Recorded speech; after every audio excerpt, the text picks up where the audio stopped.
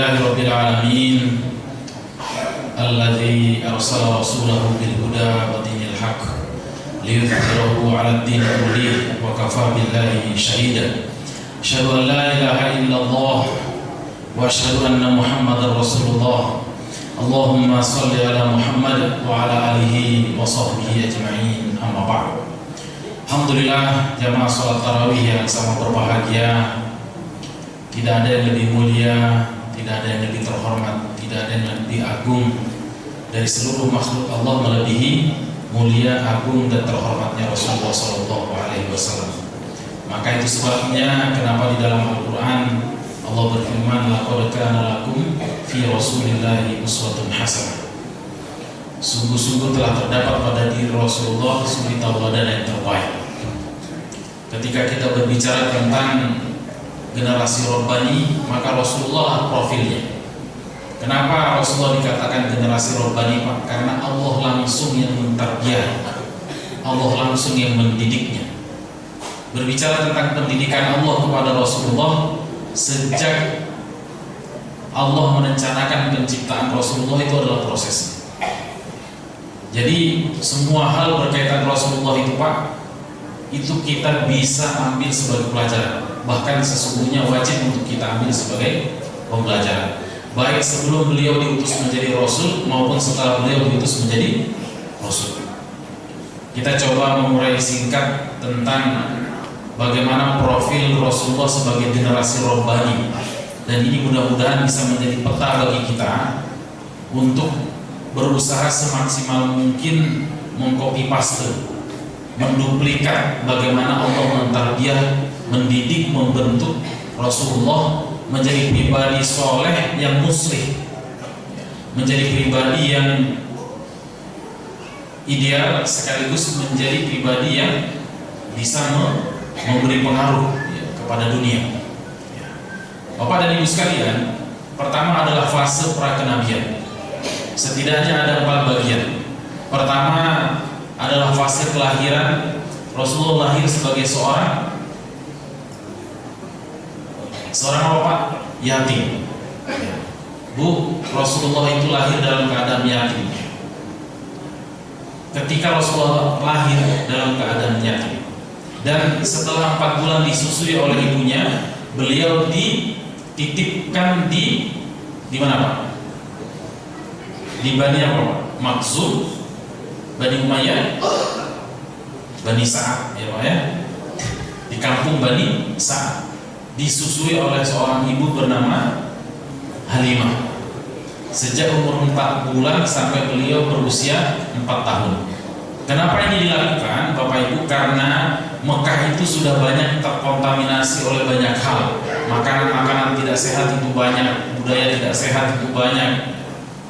Di antara budaya tidak sehat itu, Pak, adalah sering sekali di Mekah itu dilakukan pertunjukan musik, pertunjukan seni, bahkan maaf ya, tari-tarian yang tidak menggunakan busana.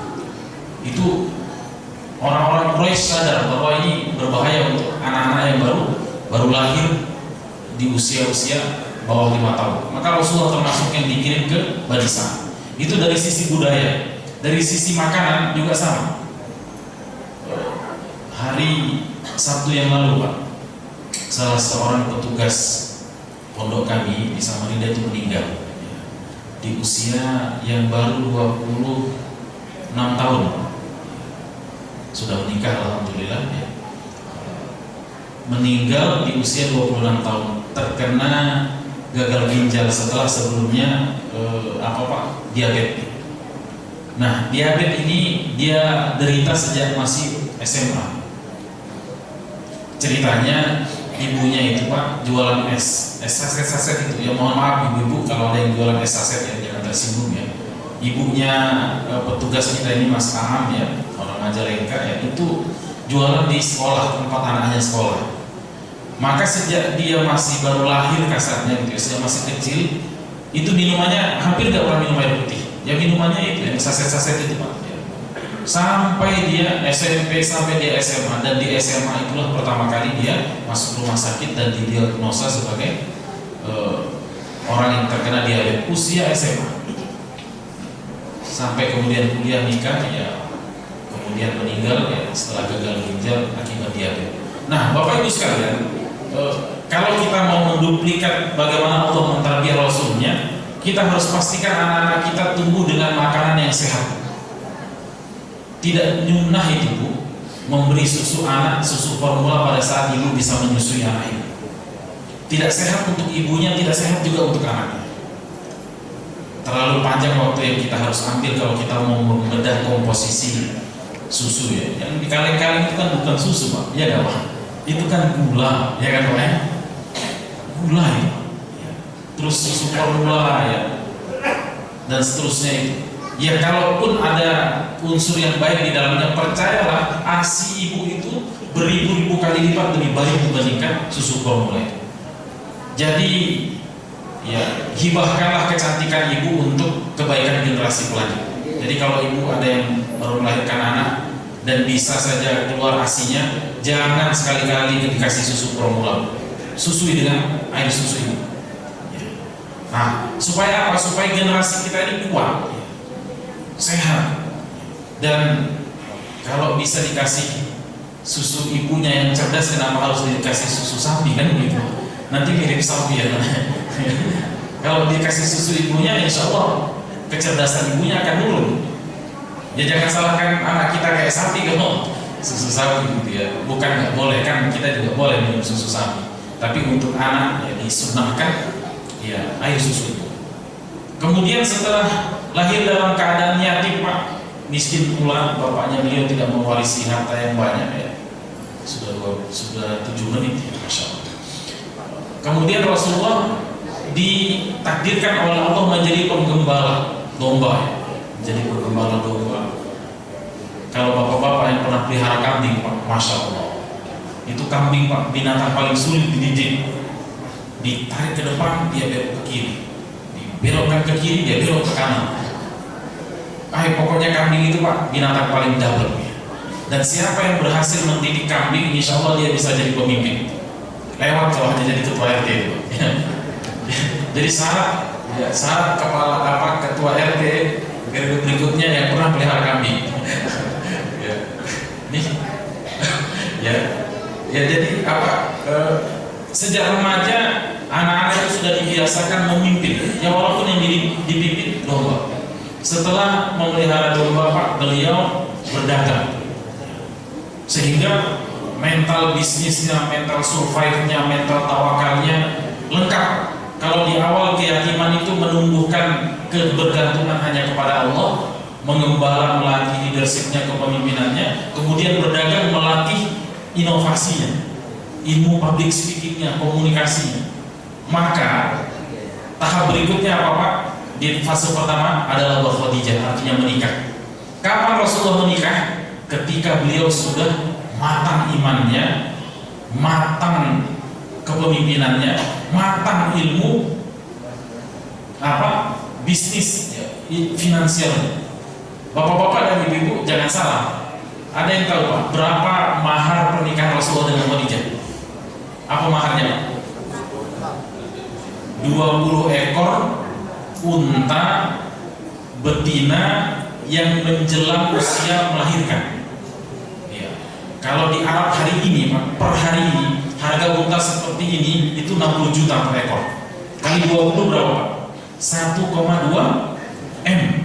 Mahar menikahnya Rasulullah itu 1,2 M Pak. Rasulullah itu bukan orang miskin. Jadi harusnya generasi robbani itu Pak, kalau menikah maharnya 1 miliar. Wah, ada nih materinya. Ini Nabi kita loh Pak, Nabi kita loh. Walaupun Nabi bilang ya sebaik-baik wanita yang meringankan maharnya, tapi bukan berarti gara-gara itu laki-laki kemudian mengatakan kan seperti itu Pak ya. Harusnya anak-anak laki-laki kita Pak, kita didik untuk kaya ketika dia masih muda. Ya makanya mohon maaf kalau ini kurang ini ya, ini tahadus bil iman. Ya, kami mendidik anak-anak kami di rumah itu kelas 3, kelas 4, kelas 5, 6 SD itu jualan. Kan kalau di Samarinda itu ada pasar malam Pak. Ada pasar malam, jualan es Pak, jualan. Dan Dan Masya Allah pengaruhnya itu luar biasa. Jadi dia nggak pernah minta uang sama orang tuanya, justru dia berinfak dengan uang dia sendiri, dia belanja dengan uang dia sendiri. Ini luar biasa. Kan kita nggak tahu kapan kita meninggal. Kalau kita biasa mendidik anak kita disuapin, dimanjain, begitu kita meninggal, Pak, na'udzubillah kalau anak kita menjadi orang yang kemudian menjadi beban orang lain. Nah, kalau kita mau mendidik generasi kita menjadi generasi robbani sebagaimana Rasulullah, harus ada rekayasa. Tentu kita tidak bermaksud menyuruh ibu meracun suaminya supaya jadi anak yatim, anaknya enggak ya. Tapi bisa direkayasa. Walaupun anak kita masih punya bapak, punya ibu, tapi punya mental yatim, ya, hanya bergantung kepada Allah. Punya mental mandiri dengan latihan berdagang, punya mental memimpin seperti adik kita tadi ya, memanage di rumah dan seterusnya. Barulah nanti masuk fase berkhadijah. Jadi ketika dia menikah itu bukan lagi membebani orang tua, dia sudah punya rumah sendiri, punya mobil sendiri, punya usaha sendiri. Nah, kalau orang sudah dengan profil begini, turun kepadanya wahyu, Pak, terhormat itu agama, mulia itu Islam. Yang jadi masalah itu, Pak, kalau orang ceramah begitu bersemangat karena mau menggalang dana untuk kepentingan pribadinya. Na'udzubillah min dzalik. Rasulullah tidak pernah ajarkan seperti itu. Kalau Rasulullah menghimbau, mengundang, mengajak, memotivasi umat Islam untuk berinfak, berderma, itu untuk menyantuni anak-anak yatim atau membiayai negara, bukan untuk gaji atau maisha dia hari-hari. Orang yang sudah seperti itu profilnya, turun kepadanya wahyu, turun kepadanya Al-Quran, maka jadilah dia profil generasi robbani. Sampai di sini Bapak Ibu sekalian, mudah-mudahan ada petikan spirit yang bisa kita tangkap dari perjalanan para wahyu Rasulullah SAW.